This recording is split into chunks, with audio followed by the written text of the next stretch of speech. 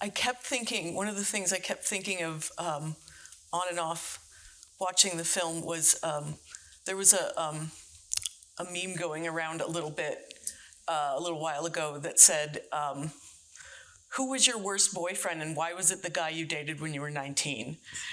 And I just went, oh my God, yeah, and I started thinking, like this explains it all pretty much. So how did the science kind of educational film part of this grow into this story when you were developing this? Well, I call myself, honestly, I call myself animation Mother Teresa, because in animation, you only can do animation, nothing else. I am not very rich. I don't have many friends. All I do is work, because that's all you can do. If you want to make film like this, all you have to do to work. But the other thing that I am an animation Sherlock Holmes, right? So when I started the film, I wanted to make a film about my second marriage, right? I was really interested. I thought it was a really dramatic story. It was a story that had ups and downs and dramatic flares, and there was like a lot of things going on. And I was like, okay, well, this is like really dramatic story, and secrets kept, So I started writing the script, and then of course, like as Sherlock Holmes, I wanted to be like, why did we want to marry? Why? There's okay, because we were love and because we were from different countries and we needed visas and all that. Okay, so, but why we were in love, right? And so, and then I started realizing as I was writing the script, where did I get my first ideas about love, and they came from songs, the pop songs, and so then how to love and how to break up and what is, how to be mean and how to be nice. It's told in songs, and it kind of informed me. I don't know, probably not you, but me. It informed me subconsciously how to behave and how to be a certain way. And I thought, okay, well, then if I got my first ideas about love from pop songs, so how can I counterbalance it? What could be the thing that counterbalances this, total unreal expectation? Really, I call romantic love the most, overrated human emotion, honestly. It's so hyped up, and in reality, nothing can really justify it, right? Anyway, so I thought this highly subjective emotion could be balanced by objectivity of science. And so that is where the science and the songs, it all came together in one. And that was kind of my, purpose of the film and script and everything. Okay. Yeah, and Zelma has this, with Bo, it's the attraction of the other. It's the attraction of somebody so different from your own background, which you're at that point in your life completely over. And it's like a way of her wanting to attach herself to something, to a life that she thinks is better. Well, I think it's complicated. I mean, she's attracted and repelled at the same time, because of fear. You know what they say, scientists say, having sex is the most dangerous activity you can do in nature. And they say the only reason why sex is actually a viable way of replicating or reproducing is that you actually mix the genes. When you can, the most safe way to replicate is to just replicate, like a cell. Like a worm. Yeah. And I always remember that. Every time when I fall in love, I'm like, oh, this is really dangerous. Speaking of sex, I'm going to go back. I'm going to actually, I wanted my introduction to your work was a trilogy you made called The Teat Beat of Sex. And which, when I saw that, I had not seen anything like it because it's extremely naughty. It's, I think because it even though, there were a lot of, there were plenty of women animating, but I think I had not seen somebody who was just so completely uninhibited about depicting female pleasure. And it was, I remember I showed it to a class once, and it was. Oh, did they survive it? No, they didn't. It was early in my teaching career. And you never did that again? You never showed the class? I did, actually. But it's online now, so you can see it. But so what, I guess, when you, that came fairly early in your animation career, and you started animating, wasn't it? It was like a early film, or I already made. You'd made several films before that. So I guess, what is it? Do you think that most people are just really they never want to go there. They don't want to. They're a little too uninhibited, even if they think they're not. So what is it that you think allows you to just put it all out there? I think like few things, first of all, as I mentioned, I am a Sherlock Holmes, and there's something about wanting to uncover. Like, I think that most of us, including myself, we walk around and we have like 3 blankets in front of our face. We don't see reality as it is. Because if you see reality as it is, you're just gonna scream and die because it's impossible, right? Mm-hmm. So we have like layers shielding us, and we live in our imagination a lot, But, like, I feel like my supernatural task is, like, I need a mission in my life, and my mission is to take at least 1 layer off, like, at least like for 5 seconds, so that people, my audience, could peek behind, like, and see a shadow of truth, like, it's just like, that's what interests me. It interests me, the truth, like, so when we talk about tidbit of sex, I wouldn't say that they are naughty, right? Yeah. Because naughty would be like, ha ha ha, I show my leg, I don't, like this kind of thing. Whereas I am really saying, well, here's the naked truth, right? Like, you are thinking that, let's say, shaving your pussy is like a really cool thing, and I'm telling you it's not, because the hair is there for a reason, And let me tell you why, and so then it goes on and on, And so that was what I created the tidbit of sex episodes for, to like kind of demystify female pleasure also, because we are so focused. Like, for example, I'm not going to give you a lecture on female pleasure. Some other time. Yeah, some other time. Maybe tonight. So I'm kind of going all over the place, like timeline wise, but I just, there's so many things I want to talk about. So much of your personal life influences your work, like Rocks in My Pockets, which, if you haven't seen it, is the main character is taking us on this journey of all the women in her family and all the this history of mental illness, and which I love that movie so much, but I also kept watching it thinking, all of, like, after what all of these women have been through, like, how can you be sane, or how can you be like, how has anybody come out of this okay? And to me, it spoke to their strength, but also it spoke to the fact that it was just so pervasive. And I don't have a question here. I just wanted to say that. But I mean, I know you're aiming at that a lot of my films are informed by my personal experiences. Like, for example, this film, when My Love Affair is Marriage, when we ran a Kickstarter campaign, and it was like publicized everywhere, My Love Affair is Marriage. My first ex-husband, he found out, what the title of the film is, and his ex is making this film. So he called me and he said, I'm going to sue you if you make a story about me. Right?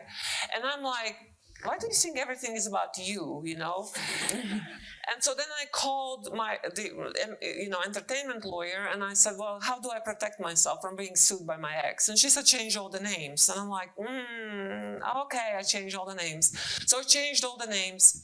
And then my second ex-husband got really mad at me because he wanted to be associated with the film. He wanted to go around and present the film. And I'm like, I guess you can't make them happy, you know. Some ex is always going to be miserable, whatever you do. Yeah. Yeah, it seems like they either wanted it to not exist or to take ownership of it somehow. No, I mean, I really love my second ex, the Swedish, my Swedish ex-husband, who is self-described, sorry, he's cross-dressing as gender bending. He describes himself as a gender bending man, and so and I really find his female side really fascinating and interesting. And I just wish that he told me, introduced me to his other side much earlier. You know, so. Yeah. I wanted to talk a little bit about young Zelma, because she's such like, I don't think they use the word tomboy anymore, but like that's how they would, like when I was a kid, how they would phrase it. Well, she's a free spirit. She's a free spirit. Yeah. She doesn't play by anybody's rules, and how so much of what her experience about what it means to be a woman is formed by other women, and how it's just passed down with that seems like that, between the combination of that and the combination of everything we get from pulp culture, like informs your idea of love, and that it's just a really bad combination. Yeah, but it's interesting. I feel that is one of the subjects that interests me is intergenerational trauma, and women especially are, you know, exposed to it. But also I feel like our societies are kind of oriented towards like medium, you know, thing, you know. And so if you don't fit in that kind of mean medium, you know, then you don't fit. And so my film is actually addressed to any person who feels different, or who has ever felt different and wanted to be loved, you know. And can you be loved if you're different, you know? And can you be still included in the society? And that is the struggle that, you know, I, like as an artist, I experience it almost every day. It's like, you know, you're different. Yeah.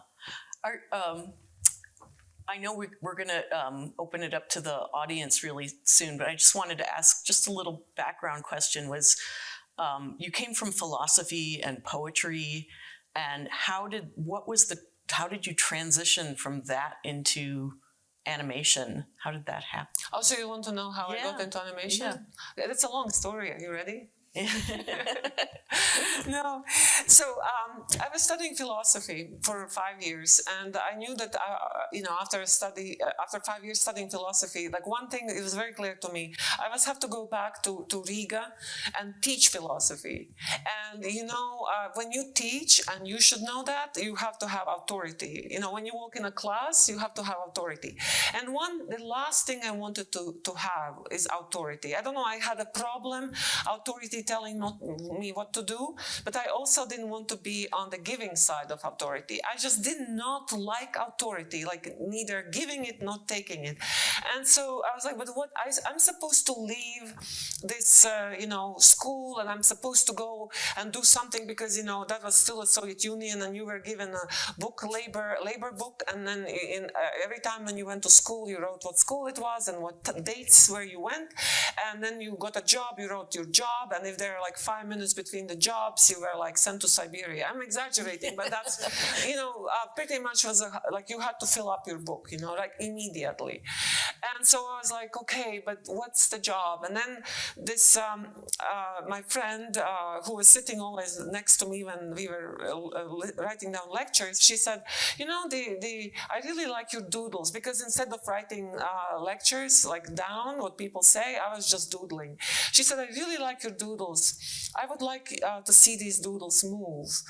And why don't you go into animation? And I was like, I thought animation is done by elves, but you know, sure, yeah, like sounds pretty good, right? So now I don't know about you, but before that, when I was like, studying something, reading something, writing something, I was aspiring writer before I went to school. I was a writer and a poet, and every like 15 minutes I do something, and after 15 minutes I go like, oh, what's in the fridge, or like, oh, it's a nice day, let's go for a walk, or like, who is available for sex, like I just could not focus on anything longer than 15 minutes, and that bothered me because in my school in philosophy studies, there were these people who were like, I hate eating, I have to eat, and I hate it because it distracts me from studying, and I'm like, what? And then there is this one guy, he really didn't want to leave his room. He really was serious about studying, and so he bought like a big bag of flour, and he would mix the flour with water, and then he would fry it on a pan like a pancake, right? And then and after few months of such diet, he started covering with boils because he got scurvy. And I was so jealous. I was like, I want scurvy too. No, I was just like, they were so obsessed with thing. It focused them so deeply. And I was like, there's something wrong with me. And I thought, like, if I could ever find an occupation like that would get my focus, right? I would just take it. No, I have questions. I would ask no questions. So when I sat down at 9 a.m. to organize my doodles into the storyboard, and then when I raised my head, it was 9 in the evening, and not even once I thought about refrigerator, food, or sex, or walk. I was like, okay, this is it. There it is. There it is. There's your answer. And it is like love at first sight, let's say. It is like love at first sight, where you like make a decision. You're like, okay, I'm gonna like marry this person, right? So I married animation, and it is hard. I mean, the animation, I always say, I am actually, 25, and look what animation did to me. Like, it's really like it's a cruel mistress. You sit there and day after day by the table, and how I describe animation is like, you're climbing an Everest, the mountain, and you have your backpack on you, and gravity is pulling on you, and the wind is blowing at you, and the sun is shining, and snow is like poking your eyes out, and you're just like struggling against the wind and snow, and then suddenly, like after like days and days, suddenly wind picks you up, and it lifts you up, and suddenly you float, and you feel like a god, and you just go around, and you're like, oh my God, I think I can do this, and then slam on the ground, and you're like, oh, okay, just keep walking. But you live for those 15 minutes, for that feeling of being a god. When you create something, when you like do the drawings, and suddenly drawings become alive under your hands, and suddenly they tell you sometimes what they want to do in the scene. That is just the most wonderful feeling and most kind of godlike feeling, and I'm feeling like I'm, I may be arrogant, but that's what really hooks me. I get it. I think the first time I ever it was all still on film, and we were hand processing it like to tests, and like the first time I actually saw something move, I was just like, I'm mad with power now. So. I want to throw it out to the audience for questions, and I think we have a mic over there. So, or if we want to do that, if people have any questions, you can come on up to the mic and just ask us a question.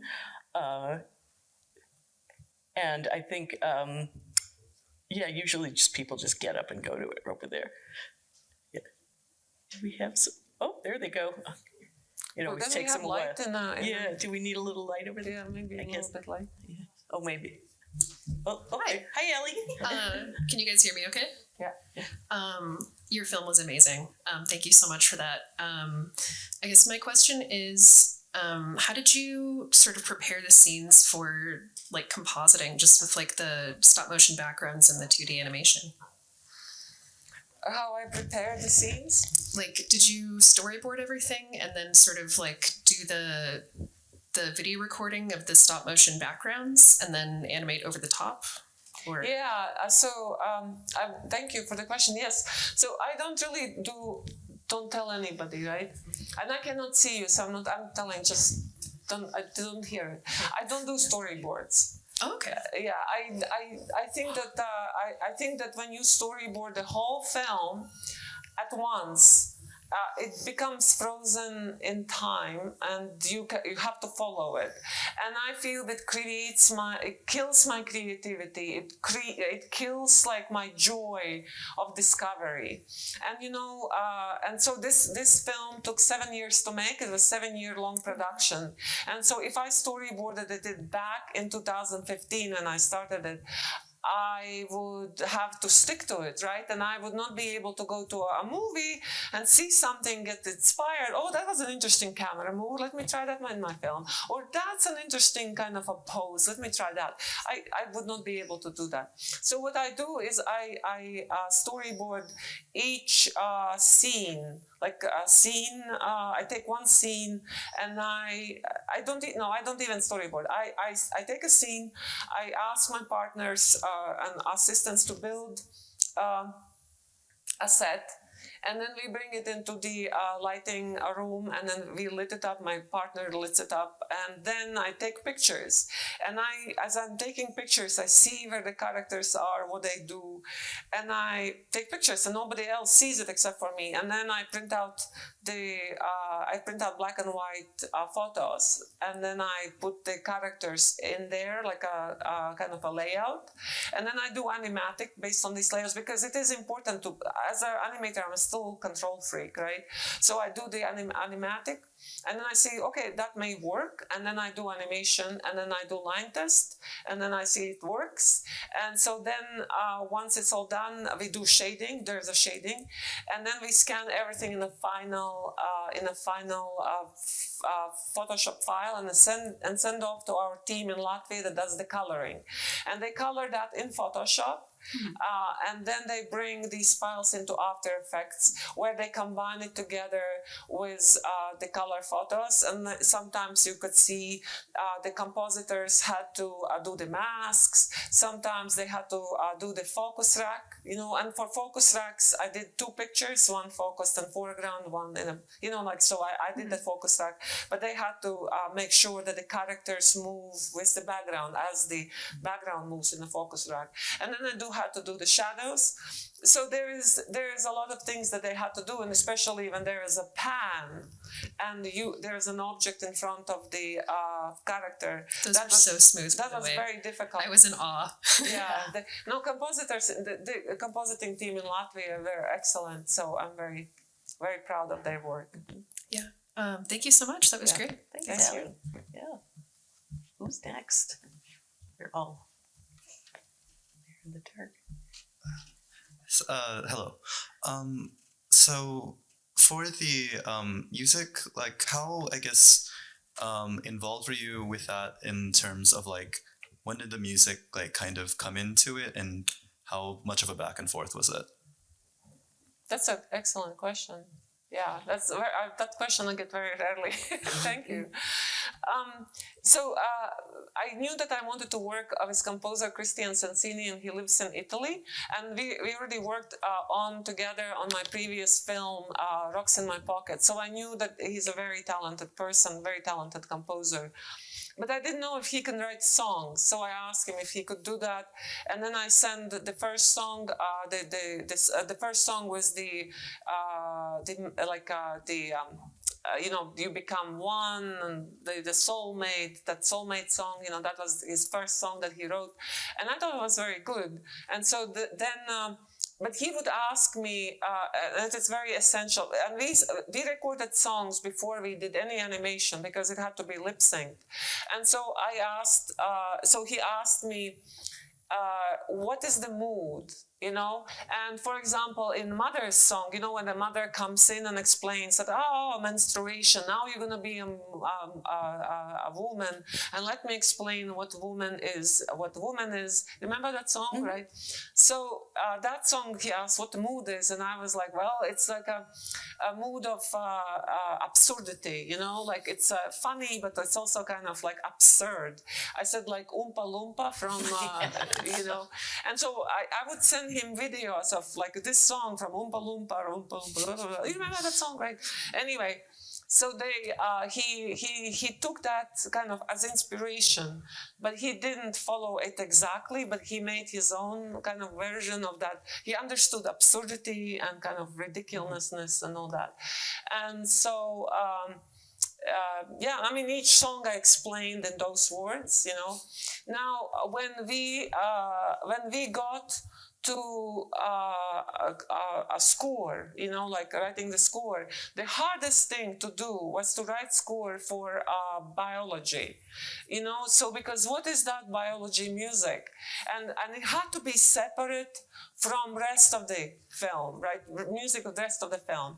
And so he sent me the offers like to do like a violin or cello, but everything was too emotional, you know, like it was not like really right, because that's the idea of biology, that it is not emotional, right? And so then somehow we started like discussing, and we came up with this idea that it's going to be ancient drums, you know, the shamanic drums. And then we tried some drums on, and that really, really worked. And so that was like really amazing. And then the end credit song, you know, like we also knew that that song had to be in an entirely different style. All these other songs were written in kind of a jazzy folk style, you know, and because the lyrics were like very asymmetrical, you know. And an end credit song we knew we wanted to write as a pop song, that you guys would walk out of the movie theater and you would be like humming. And so we really wanted that, but it had to be a pop song. And so, and I'm the one who writes lyrics. So composer said, well, send me the lyrics, I write the music. And I was like squeezing my brain, you know, like you squeeze it like a lemon. And then finally you write out some words. And I wrote like 3 pages of words, and I sent it to Christian. And he said, this is crap. I cannot do anything with this. What is this? And I was like, but it was inspired by like famous songs like Hotel California, or, you know, like Stairwell to Heaven, or whatever, these like famous songs. And he's like, nah. He says, why don't you go to internet and do research how to write a pop song. I was like, okay. So I go to internet, and you know, internet has everything. And I looked it up, and I was, oh, this is how you write, and you have to be very precise. And you know, I'm like totally not good with like precise things. So my part, when I wrote these lyrics, and it was very hard. Like the lyrics that I wrote for end credit songs, it took me about 3 weeks squeezing my brain, you know, for 4-6 hours until the brain hurt so bad I had to stop, because I'm not really, you know, what kind of poet I am, you know?